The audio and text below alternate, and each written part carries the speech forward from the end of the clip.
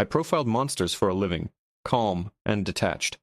But a single text from my son shattered my clinical precision, ripping through the FBI agent to expose the terrified mother underneath. The fluorescent lights of my office hummed a monotonous tune, a sound I'd grown so accustomed to it was practically silence.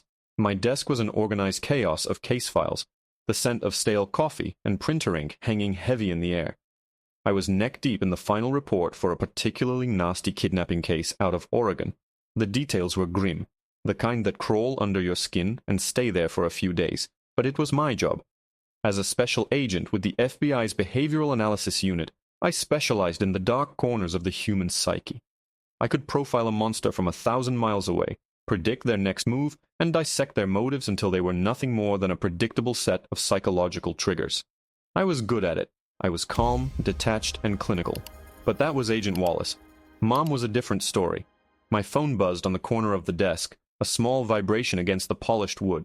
I glanced at the screen, expecting a notification from the Bureau's internal comms, or a message from a colleague. Instead, my son's name flashed across the screen. David. My heart did a little flip, the way it always did. He was 16, a good kid with a brain that moved a mile a minute, and a heart full of stardust. He was obsessed with astrophysics, spending most of his free time either buried in books at the library or in our garage, painstakingly grinding the mirror for a telescope he was building from scratch. He was my world, the one bright, shining constant in a life spent staring into the abyss.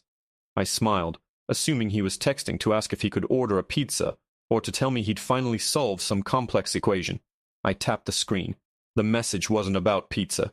Mom, cops are following me. I'm scared. The world stopped. The humming lights, the distant chatter from the bullpen, the weight of the case file in my hands, it all vanished. A block of ice formed in my stomach, cold and heavy. My fingers, which had been methodically typing a detailed report moments before, now trembled as I typed back, my training fighting against the raw, screaming panic of a mother. "Where are you, David? Talk to me. Call me." Seconds felt like lifetimes.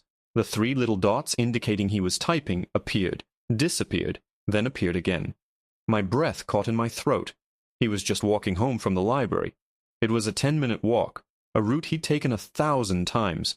A safe neighborhood, tree-lined streets, manicured lawns. But none of that mattered, because my brilliant, gentle, star-gazing son was also a 6-foot-tall black teenager.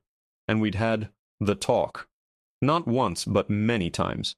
The talk about keeping your hands visible. The talk about saying yes, sir, no, sir.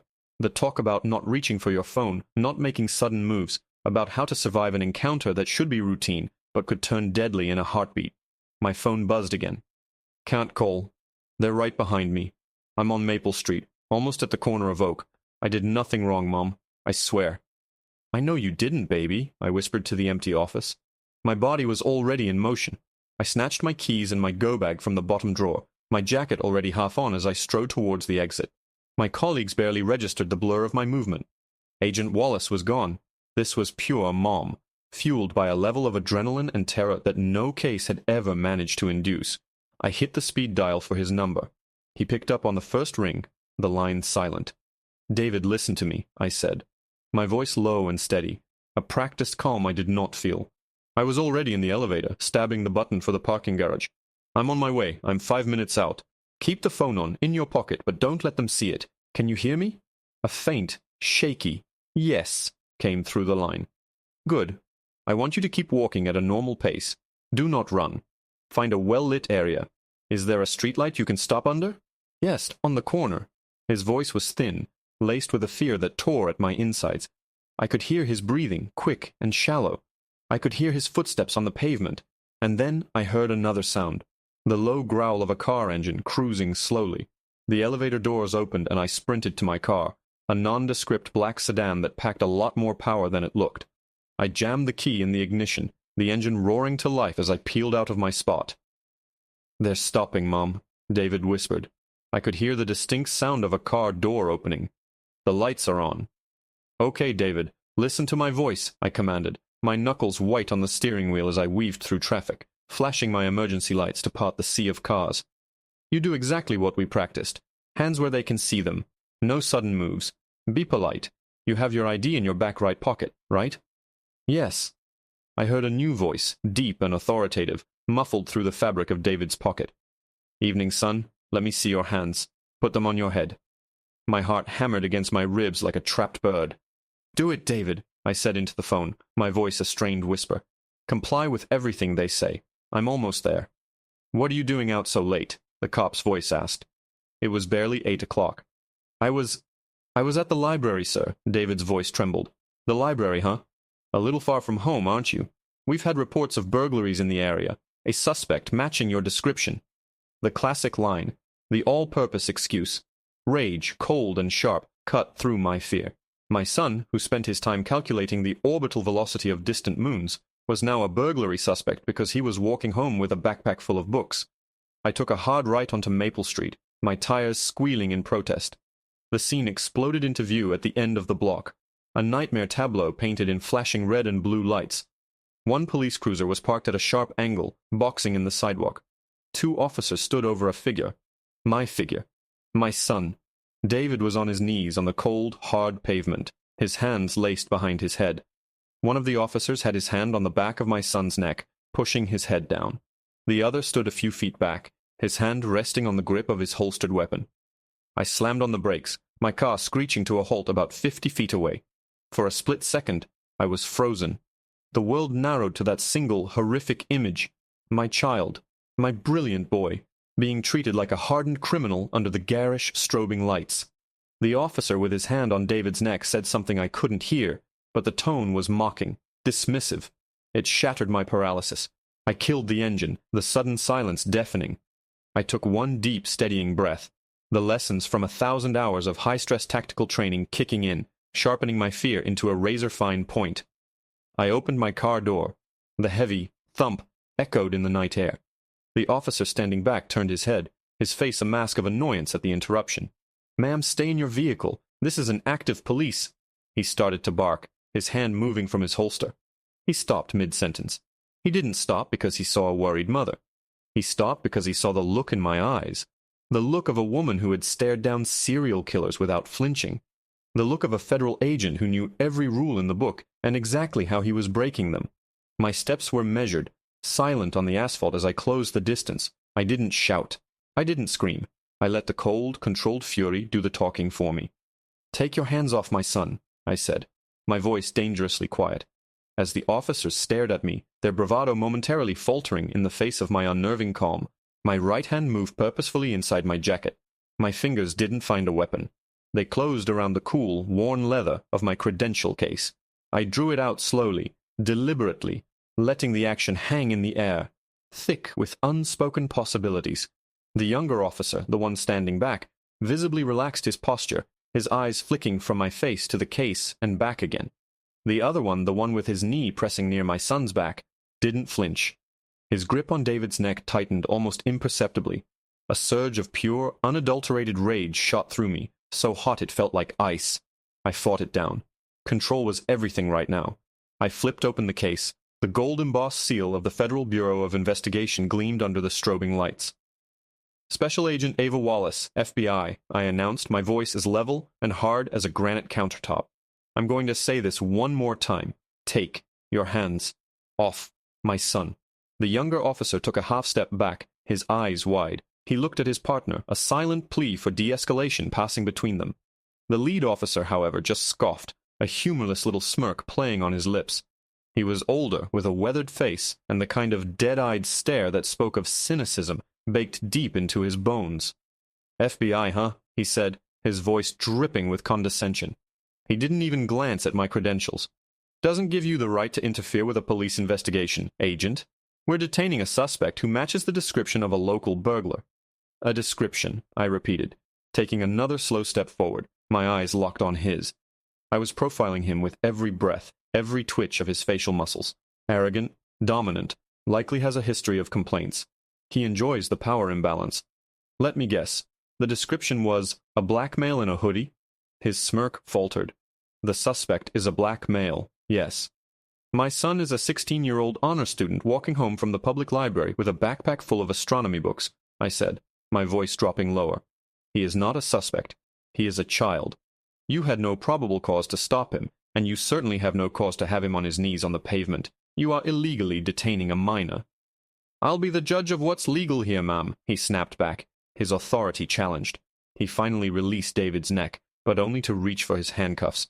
"Now back up before I arrest you for obstruction." That was it.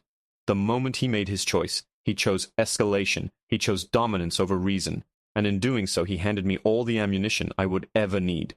"No," I said. The word was flat, absolute. It hung in the air between us. I saw David flinch at my tone, unaccustomed to hearing this side of me. "You will not be the judge of anything.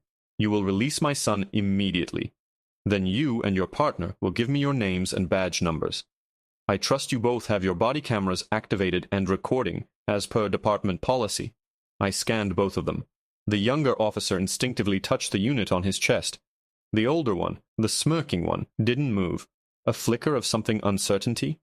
Anger crossed his face. He hadn't activated it. A rookie mistake, or a veteran's deliberate choice?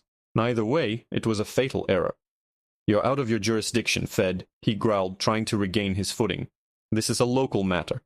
My son, a minor, is being held on the ground without cause. That makes it my jurisdiction," I stated plainly. I pulled out my phone. "But you're right. Let's make it a local matter. What's your police chief's name again? John Morrison, isn't it? I had lunch with him 2 weeks ago. I have his personal cell number right here. I'm sure he'd be fascinated to hear why 2 of his officers are harassing the son of a federal agent, especially when one of them couldn't be bothered to follow protocol and activate his body camera during the encounter. The press would have a field day with that, don't you think?" The blood drained from the younger officer's face. He looked like he was going to be sick.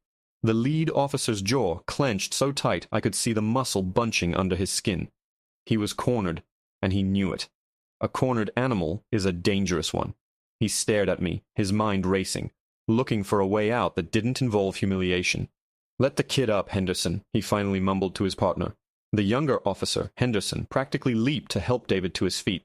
He brushed off David's knees with an awkward, apologetic gesture.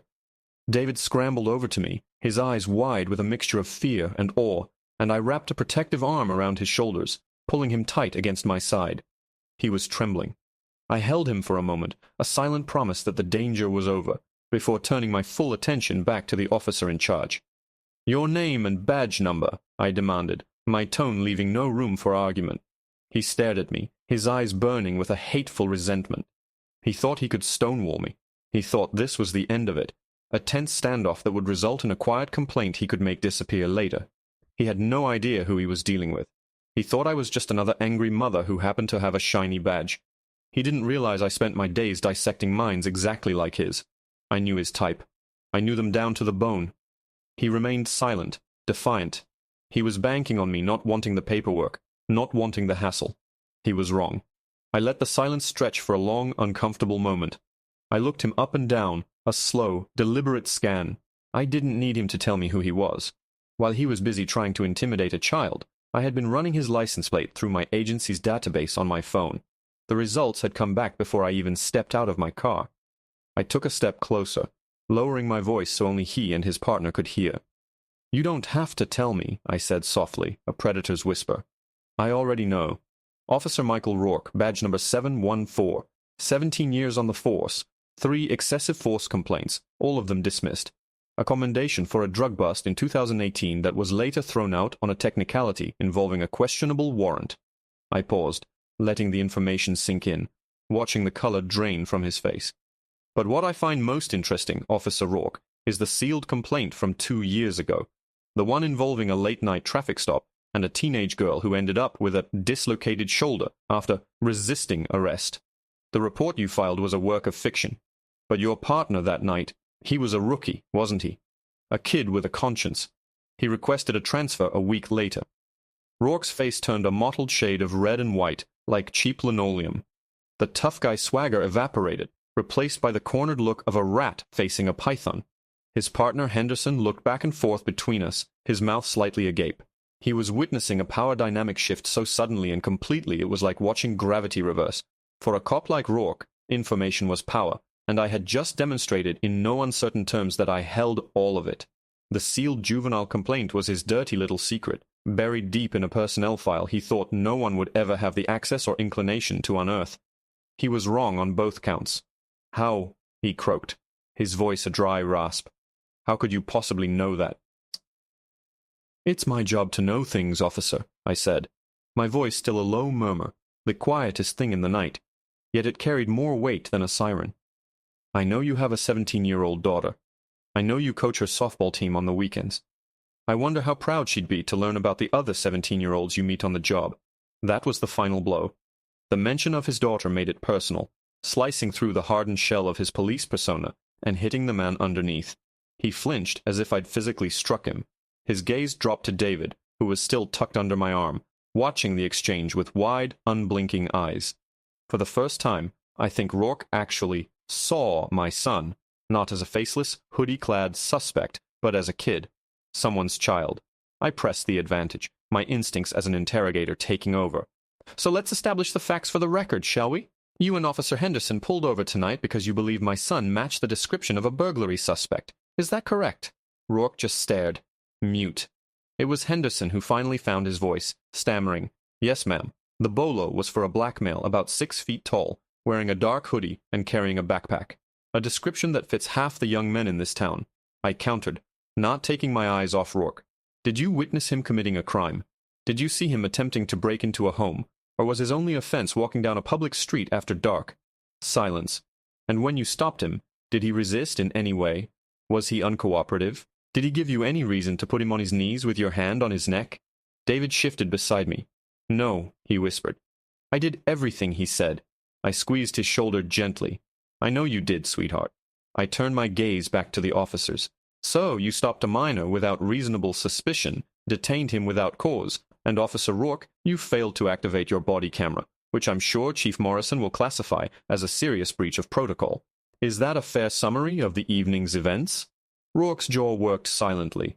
He was trapped. Admitting the truth would incriminate him. Lying would be pointless.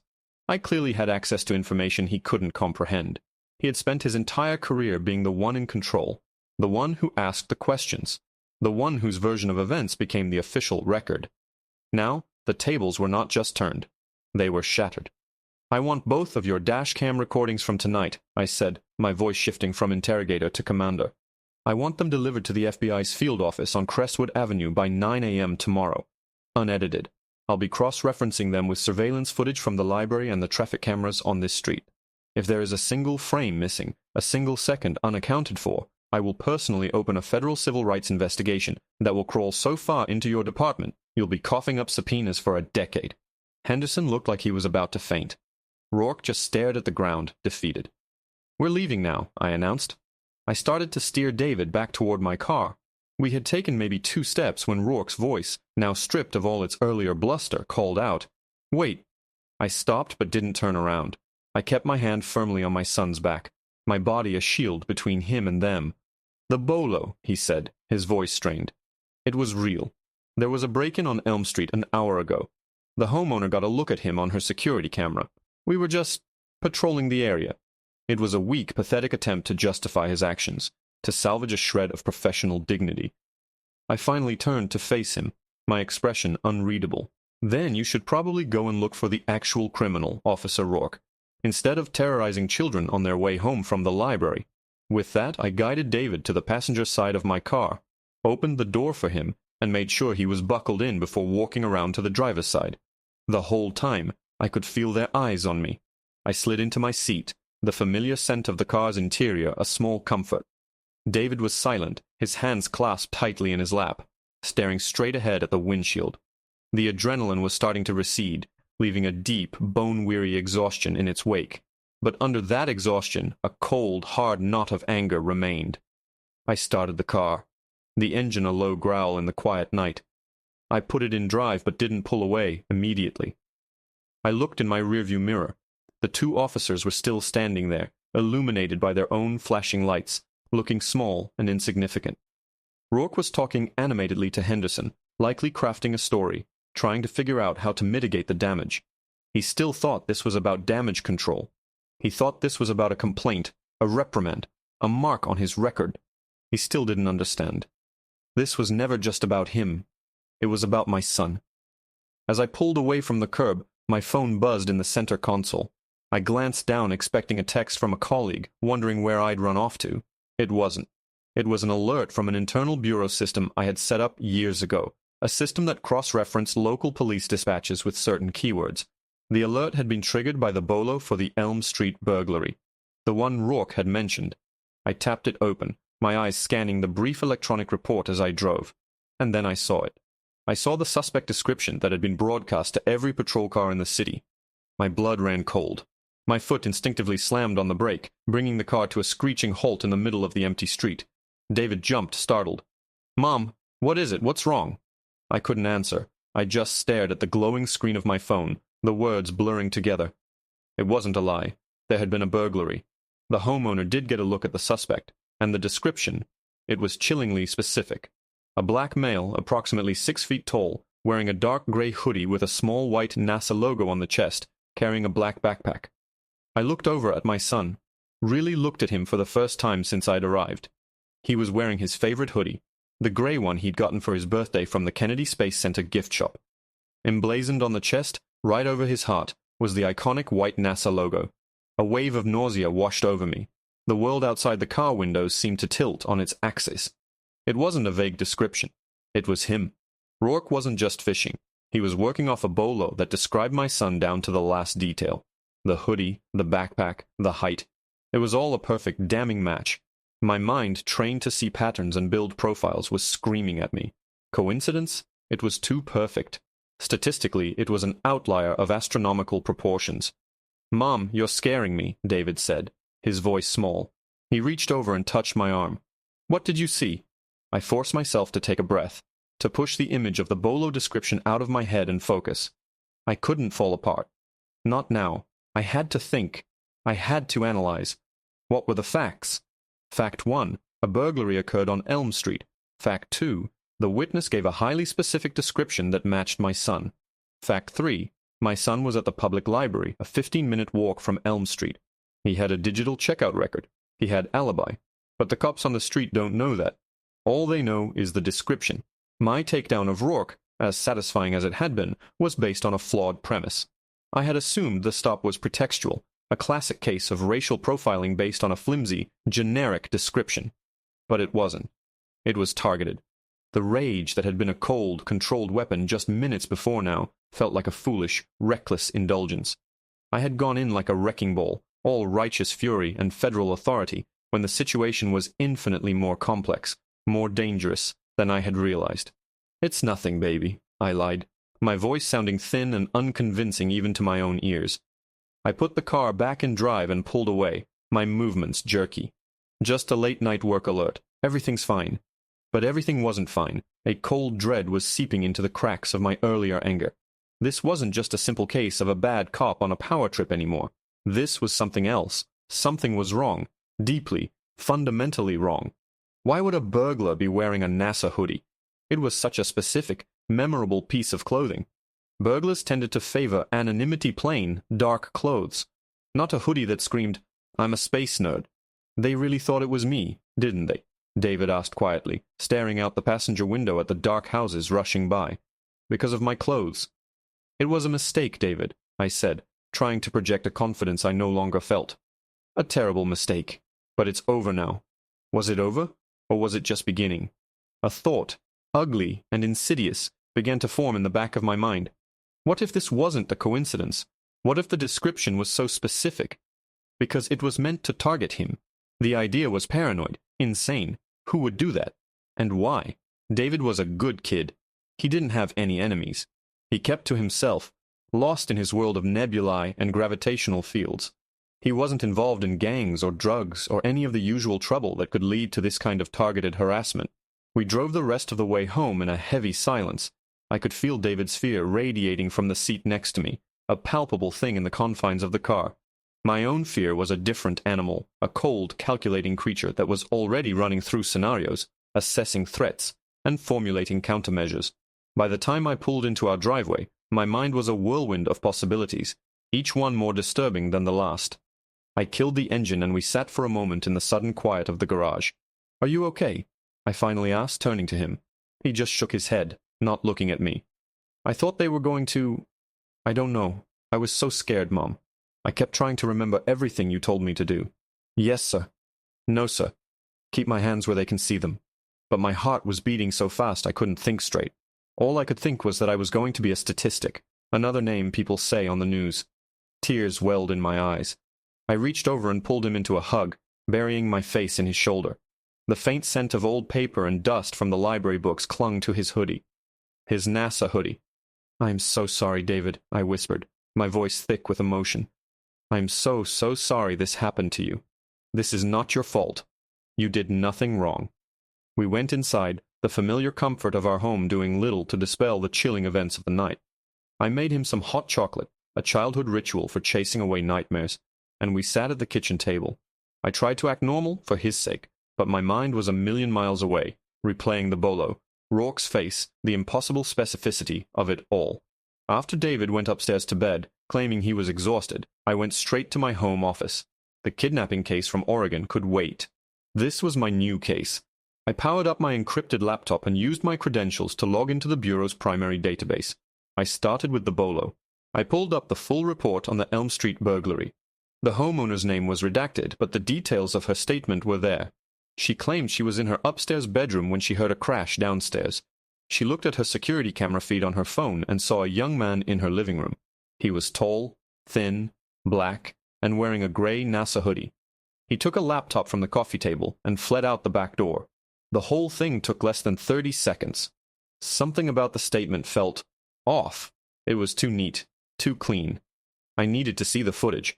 I made a call to a contact I had in the local PD's cybercrime unit, a guy named Martinez who owed me a favor. "Ava, it's almost midnight," he grumbled when he answered. "Martinez, I need a copy of the security footage from an Elm Street burglary that happened tonight, and I need it 5 minutes ago." There was a pause, then a sigh. "You feds never sleep. What's this about?" "I can't say. Just get it for me. It's important." All right. Sending it to your secure email now. You owe me a steak dinner, Wallace." "You'll get it," I said, and hung up. A minute later, a new email popped into my inbox. The file was attached. I clicked download, my heart pounding a steady, heavy rhythm against my ribs. As the progress bar filled, I opened another window and pulled up David's school records, his social media, anything that could give me a clue. There was nothing. He was a ghost online, save for a few posts on an astronomy forum. He had a small circle of friends, all of them kids like him. There was no one who would wish him harm. The file finished downloading. I took a deep breath and clicked play. The video was grainy, shot from a high angle in a dimly lit living room. The timestamp in the corner read 8:14 p.m. At that exact time, David's library records showed he was checking out a book on quantum mechanics. He was miles away. My body flooded with relief so intense it made me dizzy. He had a rock-solid, time-stamped alibi. But then I watched the figure on the screen. The back door burst open. A tall, thin young man in a dark gray NASA hoodie and a black backpack rushed in. He moved with a nervous energy, his face obscured by the hood and the poor lighting. He snatched a laptop from a coffee table and was gone as quickly as he appeared. It was him. It wasn't him, but it was him. The build, the height, the clothes. It was a perfect doppelganger. It was an impossible, terrifying mirror image. My mind reeled. This wasn't a coincidence. This was a setup. Someone had intentionally dressed to look exactly like my son and committed a crime in the vicinity of where he would be, at the exact time he would be walking home. Someone was trying to frame him. But who? And why? Then my eyes caught something. I paused the video, zoomed in, and enhanced the image as best I could. The figure's face was still mostly in shadow, but as he turned to leave, the light from a street lamp outside caught the side of his face for a fraction of a second. It was just a sliver of a profile, blurry and indistinct, but there was something there. A scar. A small, crescent-shaped scar, high on his left cheekbone. I stared at the image, a cold sense of dread creeping up my spine. The scar was faint, but I knew it. I had seen it before. My blood turned to ice in my veins as the memory surfaced. A ghost from a case I thought was long buried. It was the face of a boy I'd put in juvenile detention 5 years ago, the only son of a man I'd sent to federal prison for the rest of his life.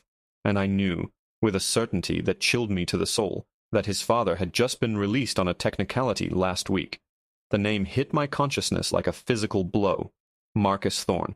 5 years ago, Thorne was a charismatic, dangerously intelligent sociopath running a sophisticated white-collar crime ring that had defrauded hundreds of retirees out of their life savings. He wasn't a killer, not in the traditional sense, but he destroyed lives with the detached precision of a surgeon. He was arrogant, believing himself untouchable. I was the lead agent on the case. I was the one who unraveled his empire of shell corporations and phantom accounts. I was the one who profiled him, predicted his moves, and ultimately cornered him. And I was the one who stood in the courtroom and watched as the judge handed him a life sentence. I remember his son, Leo, a sullen 15-year-old at the time, sitting in the back of the courtroom. He had that same chilling intelligence in his eyes as his father, but it was curdled with a raw, impotent rage. Leo had been his father's protege, a willing accomplice in some of the lower-level cons. I had him picked up for his involvement, and he served 2 years in a juvenile facility. The crescent-shaped scar on his cheek was from a fight inside. I remembered my final interview with him. He hadn't said a word, just stared at me with a look of such profound, undiluted hatred, it was unnerving. He blamed me for everything, for taking his father, for destroying his life, for this scar. And now, Marcus Thorne was out. A legal loophole, a clever lawyer, a procedural error, it didn't matter how. He was free. And his son, Leo, now a 20-year-old man, had just perfectly framed my 16-year-old son for a felony. This wasn't a random act of juvenile delinquency. This was a message. This was retribution. It was cold, calculated, and terrifyingly personal. Thorne wasn't coming after me directly. That would be too simple, too crude for a man like him. He was coming for my world.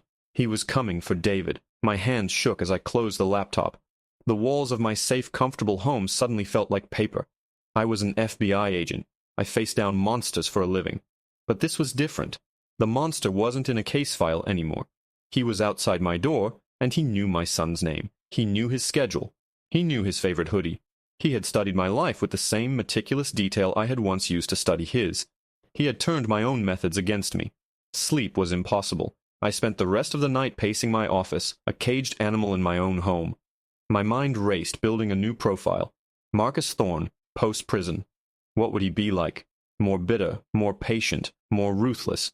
He'd had 5 years to do nothing but think, to plan, to nurture his grudge until it was a living, breathing thing.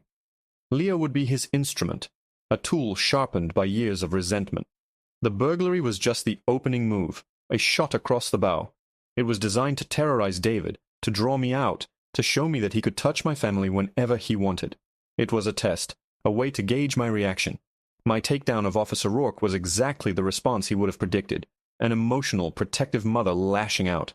He was playing chess, and I had just moved my queen into a vulnerable position. By the time the first gray light of dawn crept through the blinds, I had a plan, or the beginnings of one. I couldn't go to my superiors, not yet. This was too personal.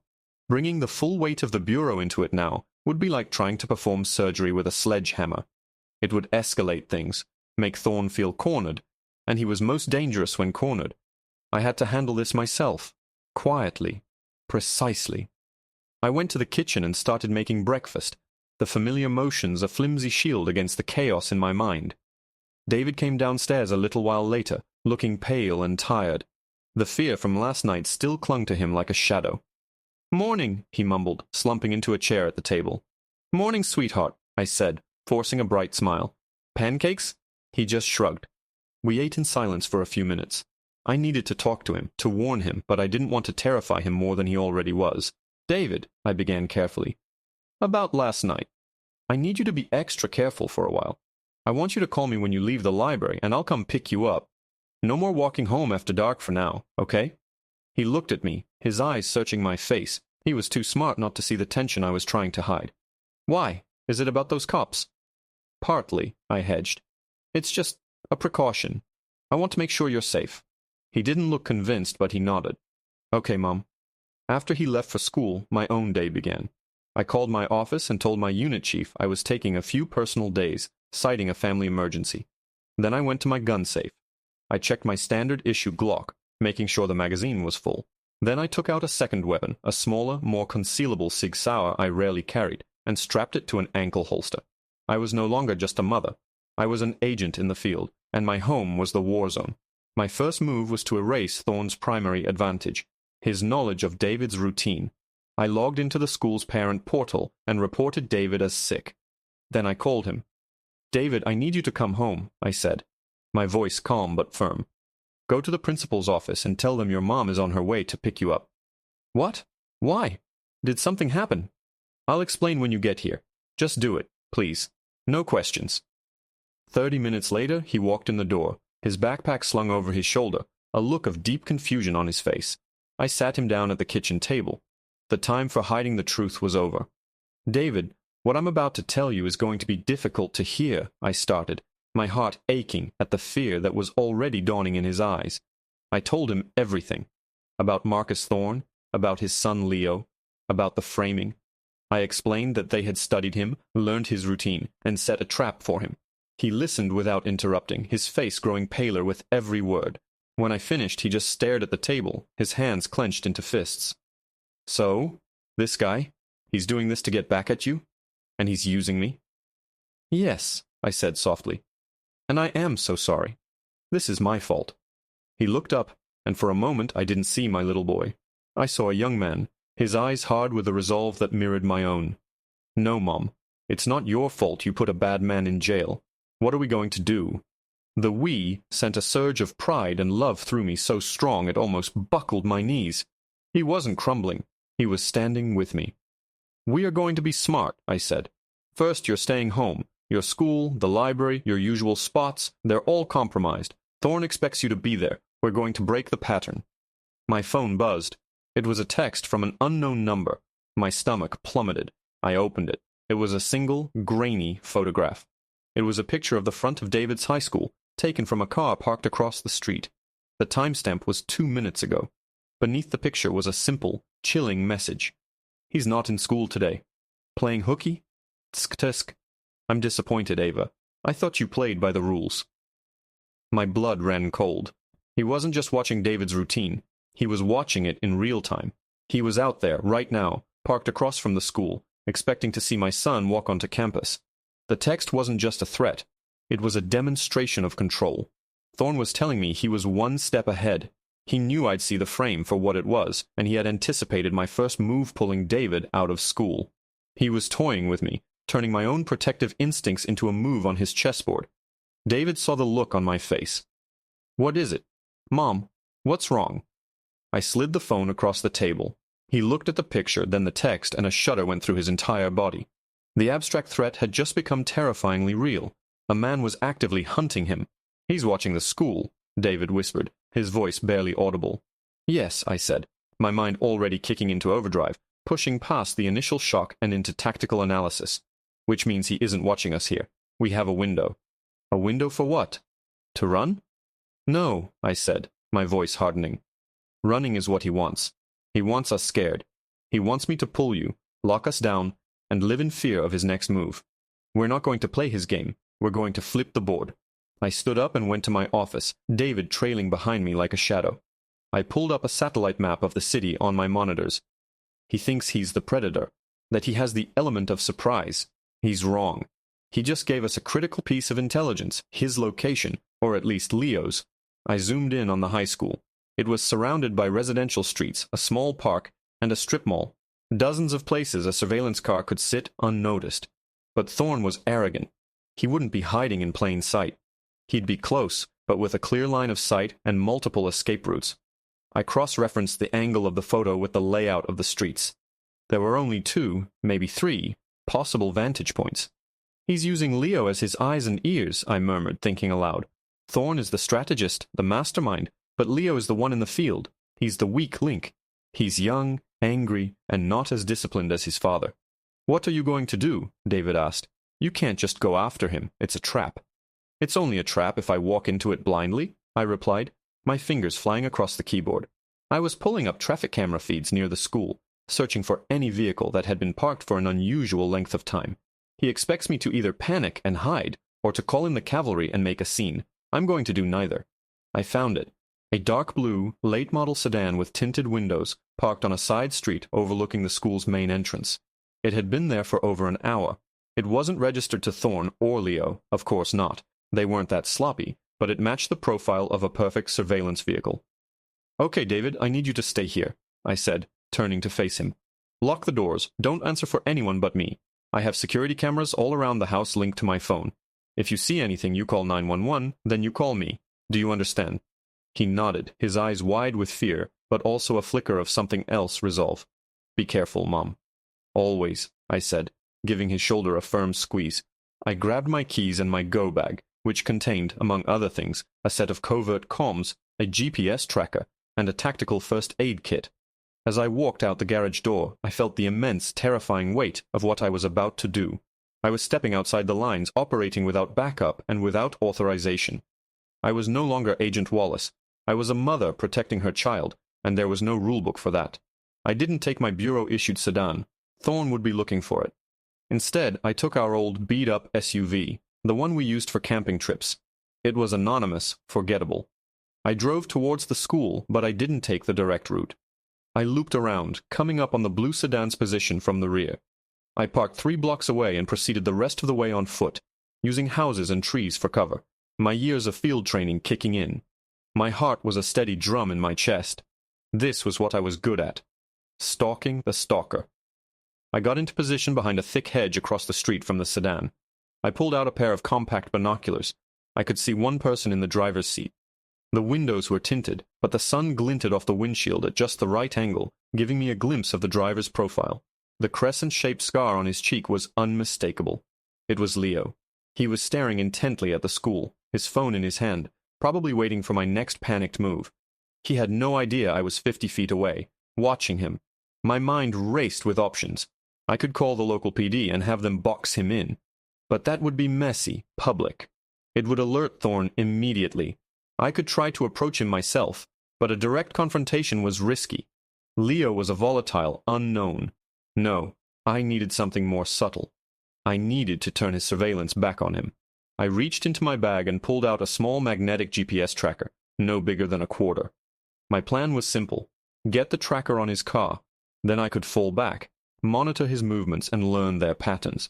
I could discover their safe house, figure out the scope of their operation, and wait for the perfect moment to dismantle it, and them completely. The challenge was getting to the car without being seen. The street was quiet, empty. There was no cover between my position and the sedan. I'd have to create a diversion. I scanned the area. A few houses down, a sprinkler system was watering a lawn, the water arcing across the sidewalk. An idea sparked. It was risky, but it might just work. I crept down the street, keeping low behind a line of parked cars, until I was opposite the house with the sprinklers. I pulled a small, dense rubber ball from my bag, something I kept for just this kind of situation. Taking a deep breath, I timed the arc of the sprinkler. I waited for it to swing away from the street, then I took aim at the control box on the side of the house and threw the ball with all my might. It hit the thin metal casing with a loud clang that echoed in the quiet street. Leo's head snapped up. He looked in the direction of the noise, his body instantly on alert. He couldn't see me, but he was focused on the house trying to figure out what had made the sound. That was my window. I broke cover, sprinting across the street in a low crouch, my feet silent on the asphalt. I had maybe 3 seconds. I reached the rear of his car, slapped the magnetic tracker onto the underside of the bumper, and dove behind a parked minivan, just as Leo seemed to satisfy himself that the noise was nothing, and turned his attention back to the school. My heart was hammering. I lay on the pavement for a moment, my cheek pressed against the cool, grimy asphalt, taking deep, silent breaths. It had worked. The tracker was on. Phase 1 was complete. I was about to crawl back towards the safety of the hedge when I heard a car door open. I froze. It was Leo's car. Had he seen me? Was the trap springing? I peered through the minivan's wheel well. Leo was getting out of the sedan. He stretched, looking bored. He walked around to the trunk of his car and opened it. My breath caught in my throat. The trunk wasn't full of surveillance gear. It was full of guns. Not just handguns, but rifles. An AR-15, a shotgun, and several boxes of ammunition. My blood turned to ice. This wasn't just about intimidation. This wasn't a sophisticated psychological game. They were planning something violent, something big. Leo slammed the trunk shut and got back in the car.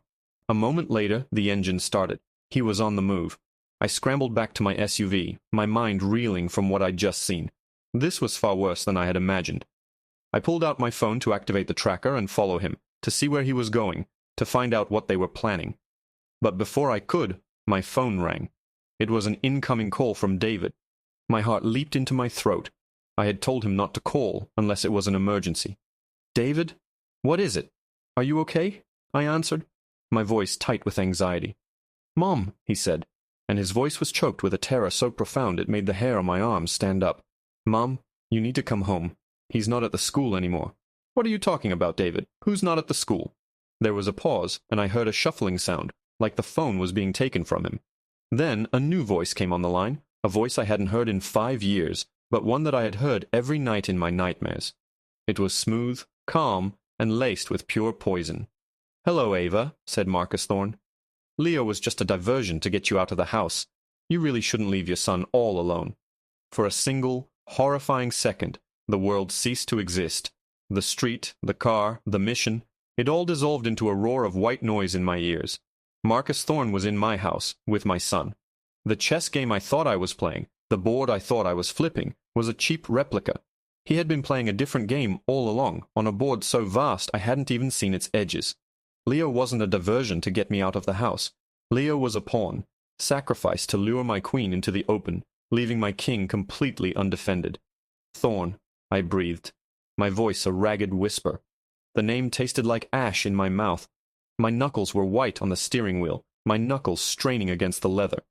"It's been a long time, Ava," he said, his tone conversational, as if we were old friends catching up. The casual cruelty of it was a knife twisting in my gut. "You know, prison gives a man a lot of time to think, to reflect on his mistakes.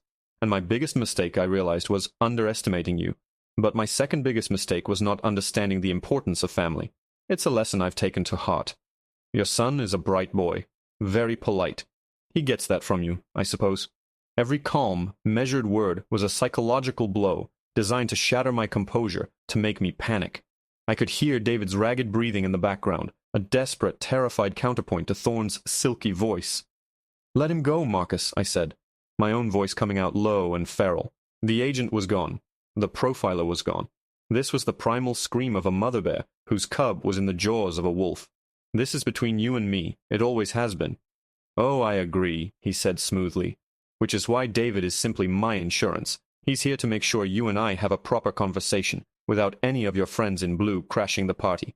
I have a proposition for you, Ava, a way for us to put the past behind us. But it requires a certain exchange." My mind raced. What did he want? Money? Revenge? He already had his revenge. He was holding my entire world in his hands. "What do you want?" "Come home, Ava. Come home and come alone. No trackers, no backup, no wires. I assure you, I will know. My son is quite adept at spotting surveillance, as you've just seen. You have 20 minutes. If I see a single police car, if I even smell a Fed within a 5-block radius, David will pay the price for your mistake. Do we have an understanding?" The line went dead. 20 minutes. It was a 15-minute drive home if I broke every traffic law. It left me with 5 minutes. 5 minutes to think, to plan, to somehow pull a miracle out of a hat that was empty. My training screamed at me. Never negotiate with a hostage taker. Call for backup. Set up a perimeter. SWAT. Negotiators. The works. But my heart screamed louder. He has my son.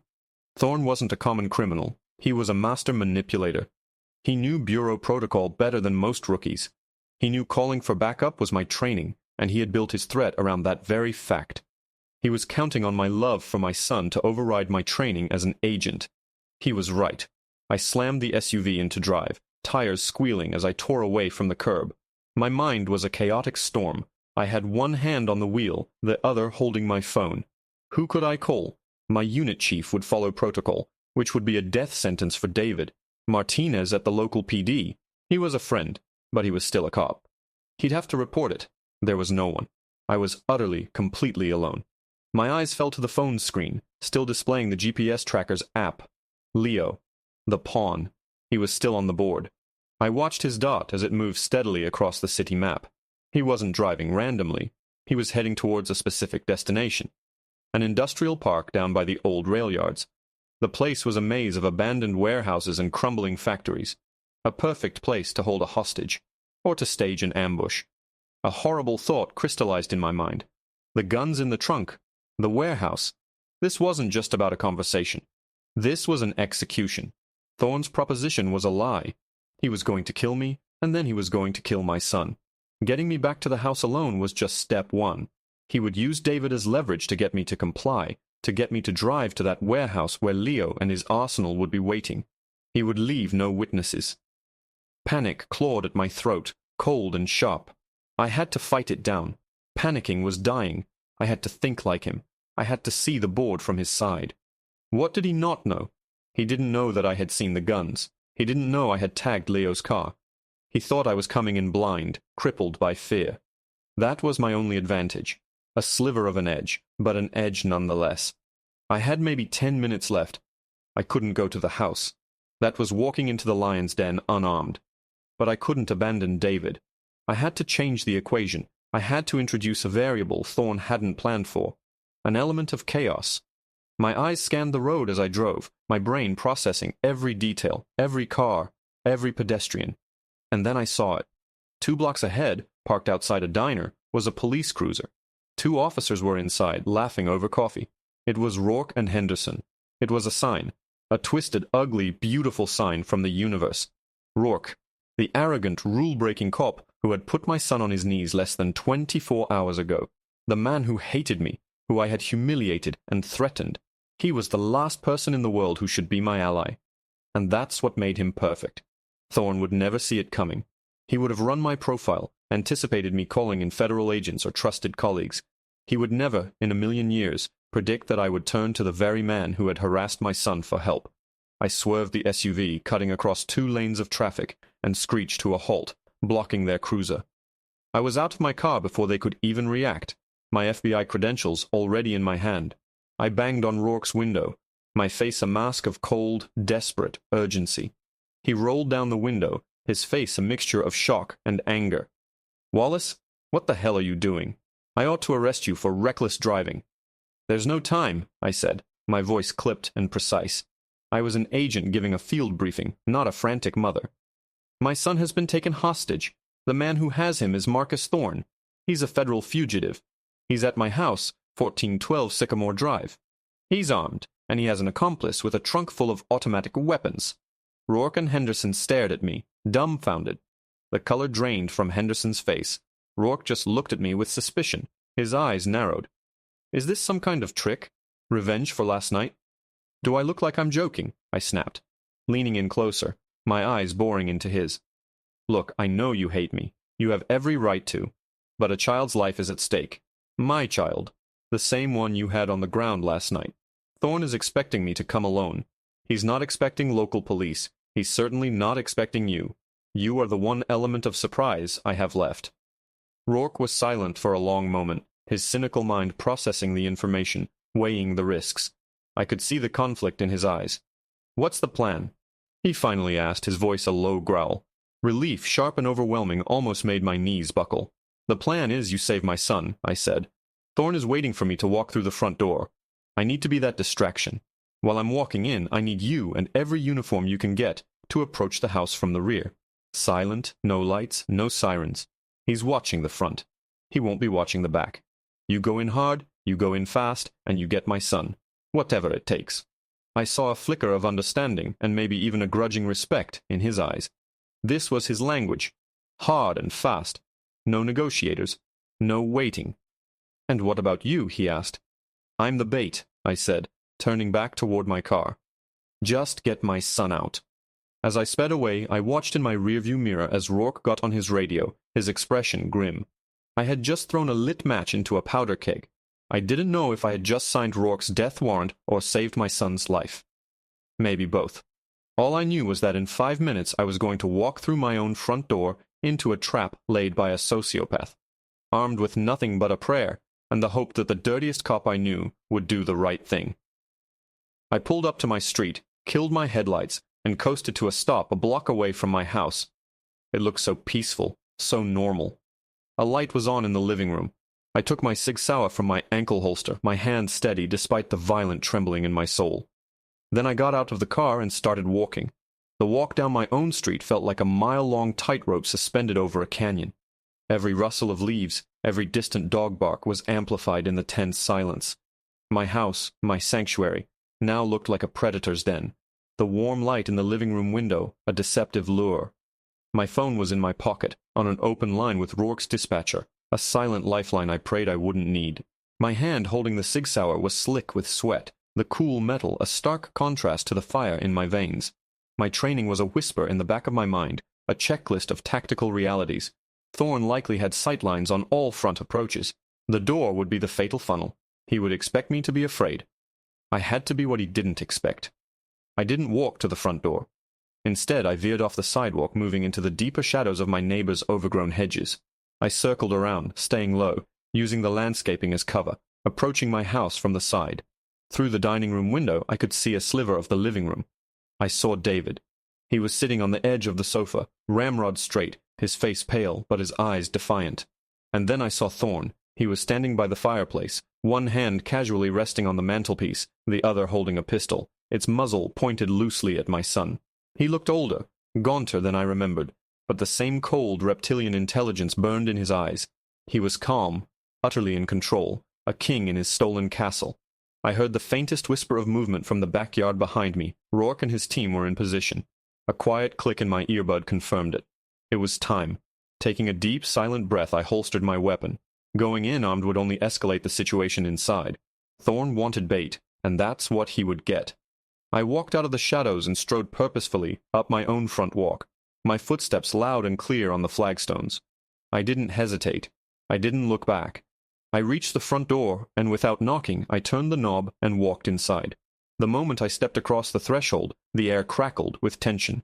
Thorn's head snapped towards me, a slow, triumphant smile spreading across his face.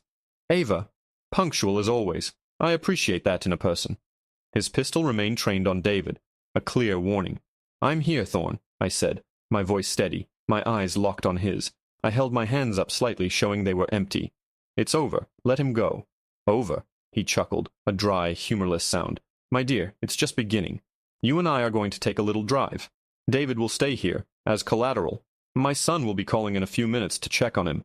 If David doesn't answer, or if he says the wrong thing, well," Leo gets emotional. It was exactly as I'd predicted.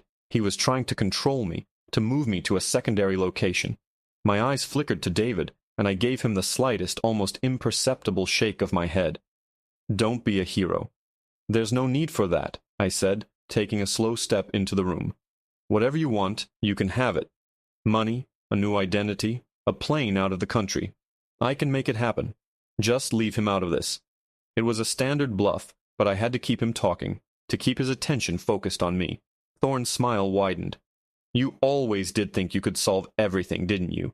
This isn't about money, Ava. It's about education, about teaching you that there are consequences. You took my life, my freedom, my son. I'm simply returning the favor." He took a step towards me, gesturing with the gun towards the door. "Now let's go. Our ride is waiting." "No," I said. The word hung in the air, simple and absolute. Thorn's smile faltered, replaced by a flicker of annoyance. "That wasn't a request." "You think you've won," I continued, my voice gaining strength. "You think you've planned for everything. You haven't." "And what, pray tell, have I overlooked?" he sneered. "Him," I said, nodding my head towards the back of the house. "You overlooked the angry local cop with a chip on his shoulder and a grudge against feds like me. The kind of cop who shoots first and files the paperwork later. The kind you never would have seen coming. In that split second of confusion on Thorn's face, the back door of the kitchen exploded inward. It wasn't a silent entry. It was a declaration of war. Rourke came through first, a black-clad battering ram with a shotgun, Henderson right behind him, their faces grim and set. "Police! Drop the weapon!" Rourke bellowed, his voice a raw force of nature that shook the room. Thorn reacted instantly, his sociopathic calm shattering into pure, cornered animal reflex. He grabbed David, pulling him off the couch and holding him as a human shield, pressing the muzzle of his pistol to my son's temple. "Stay back. I'll kill him. I swear to God, I'll kill him." My heart stopped. This was the moment, the inflection point where everything could go horribly, catastrophically wrong. Rourke had his shotgun leveled, Henderson his pistol, but neither had a clear shot. "Let the boy go, Thorn," Rourke yelled. "You shoot, he dies," Thorn screamed back, his eyes wild. He began dragging a terrified David towards the side window, towards escape. It was all happening too fast. My training, my instincts, my love for my son, it all coalesced into a single, desperate thought. Create an opening. "Rourke!" I shouted, and his eyes met mine for a fraction of a second. He saw the intent there, the desperate gamble. The fireplace. Without waiting for a reply, I dove for the heavy, cast-iron fireplace poker. In the same motion, I hurled it with all my strength not at Thorn, but at the large, ornate mirror hanging above the mantelpiece. The mirror shattered with a deafening crash, a shower of glass exploding across the room. For a critical half-second, instinct took over. Every head in the room, including Thorn's, flinched at the sound, a primal reaction to sudden, violent noise. His grip on David loosened, his gun wavering just an inch. It was all the opening Rourke needed. He didn't fire the shotgun. The spread was too wide, the risk to David too great. Instead, he did something I never would have expected. He lunged forward, closing the distance in 2 massive strides, and swung the heavy shotgun like a baseball bat, slamming the steel stock into Thorn's gun hand. There was a sickening crack of bone. The pistol clattered to the floor. David, released from the grip, scrambled away as Henderson moved in, grabbing him and pulling him to safety behind them. Thorn howled in pain, clutching his shattered hand, but his other hand lashed out, grabbing the jagged neck of a broken bottle from the coffee table. He lunged at me, his face a mask of pure, murderous hatred. He never made it. A single, deafening gunshot echoed through the house. It wasn't from Rourke's shotgun. It was the sharp crack of a 9mm. Thorn stumbled, a look of profound surprise on his face. A small, dark hole had appeared in the center of his chest.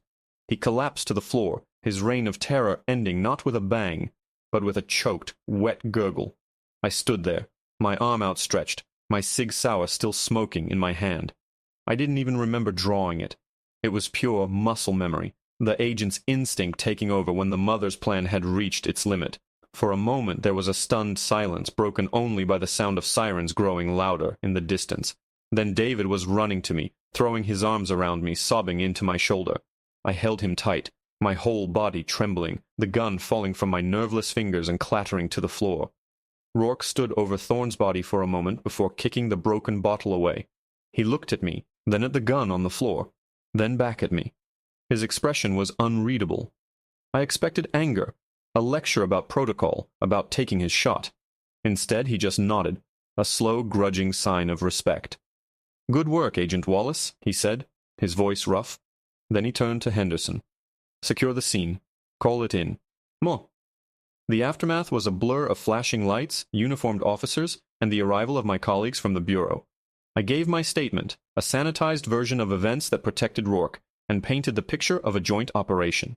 As the sun came up, my unit chief stood with me on the lawn, now a sea of crime scene tape.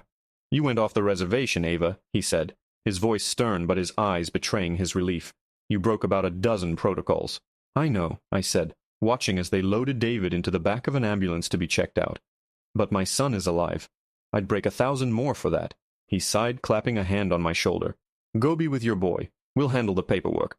I walked over to the ambulance. David was sitting on the edge of the gurney, a paramedic checking his vitals. He looked up as I approached, his eyes still wide with the horror of the night, but he was safe. He was whole. Before I climbed in to sit with him, I saw Rourke leaning against his cruiser. Our eyes met across the chaotic scene. He gave me another curt nod. It wasn't an apology, and it wasn't forgiveness. It was something more complicated, an understanding, forged in violence and fear, between 2 very different people who, for one night, had been united by a single, common cause, saving a kid who deserved to go home. In that moment he wasn't a dirty cop, and I wasn't a rogue Fed.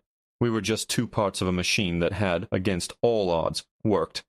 And as the ambulance doors closed, shutting out the world, I knew that was a resolution I could live with.